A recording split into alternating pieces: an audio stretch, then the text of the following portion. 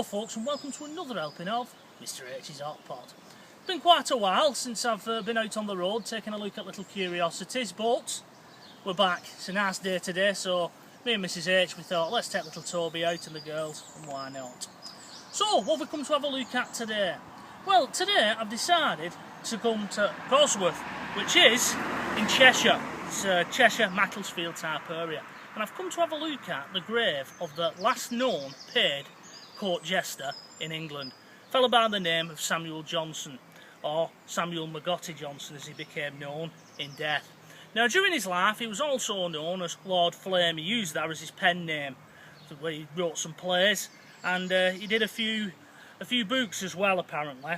Now what we've done today, we've come to this little woods to have a look because he isn't buried in consecrated ground. He decided when he died he wanted to be buried in nature amongst the woods, and he's buried just on the Gawsworth estate.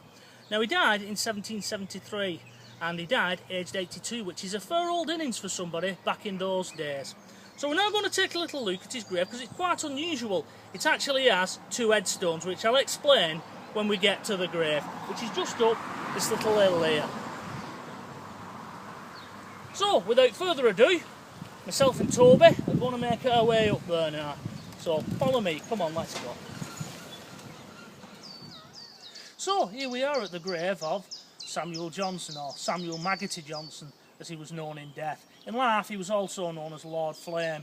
I think he used that as a pen name and a stage name when he did his plays, and he wrote some of his books. And here's the grave, which lies in this little woods here, known as Maggoty Woods, amongst all the bluebells.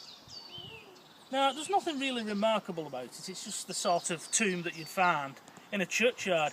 And, funnily enough, accidentally, he was buried in the local church soon after he died, and then they realised that his last wishes was that he didn't want to be buried in consecrated ground.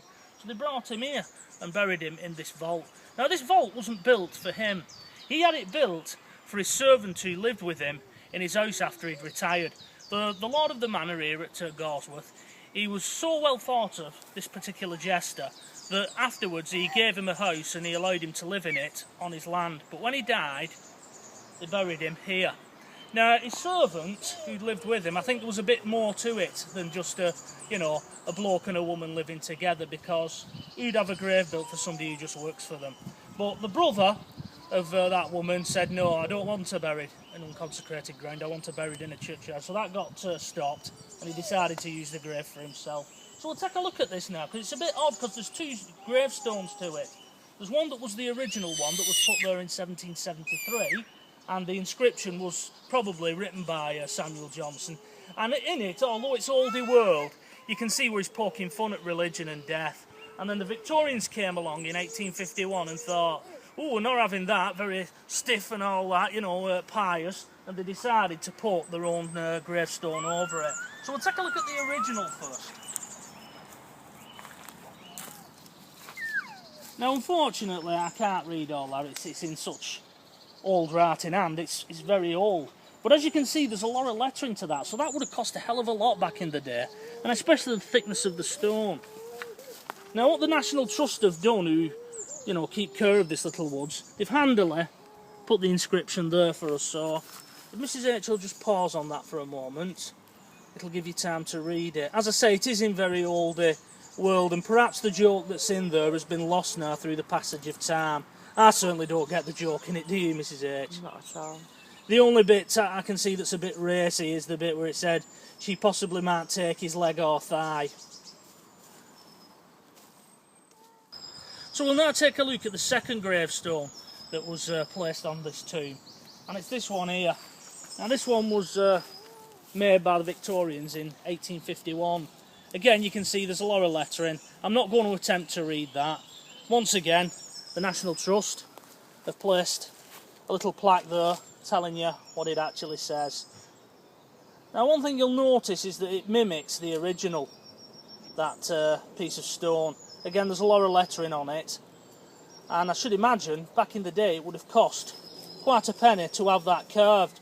So somebody somewhere with the Victorians, they've actually commissioned that to be placed there. Whether or not it was the new Lord of the Manor, the Victorian Lord of the Manor, who decided to have it placed there or not, I don't know. Really, there's something a bit horrible about doing a trick like that, because if that's what he wanted on his grave, who's anyone else to come along and try and mock him and place something else over it? It's a bit like how we're trying to do now, you know, with political correctness, and wipe out what come before it. You know, you can't do it, it's part of history. But yeah, it's a little strange one, this fella being buried here in this little woods. I mean, it's a peaceful enough little woods, isn't it, Mrs H? It is. You know, here, just Very outside quiet. of Gawsworth. And at Gawsworth Hall, where he used to work, I think he's just over the back here, so, you know, he's not far from where he used to work, his resting place. I don't think I want to be buried near where I work, Mrs H. Once I retire, I'm done. I'm free of it. You're never retiring. No, not the way the government are going on, but we'll leave that for another discussion. So, folks, that was it. Just a quick little look at this grave here. The last, or he's believed to be, the last known paid court jester in England. And it must be difficult for court jesters when you come to think about it, Mrs H, because you're dealing with just one audience each time. You know where you can, I suppose if you're a comedian, you can sort of tour. Yeah, and you do can the same. You can churn out the same jokes, can't you, at different shows? Yeah.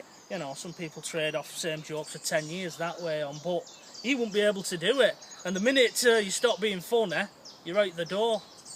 Well, that's it, folks. A little bit of history for you, a little bit of curiosity. Hopefully this will be the start of a number of Hot Pot videos. Like I said, I've not been doing any for quite a while. So, until the next time, from myself, from Mrs H, from little Toby, and of course from the girls as always, it is bye-bye for now.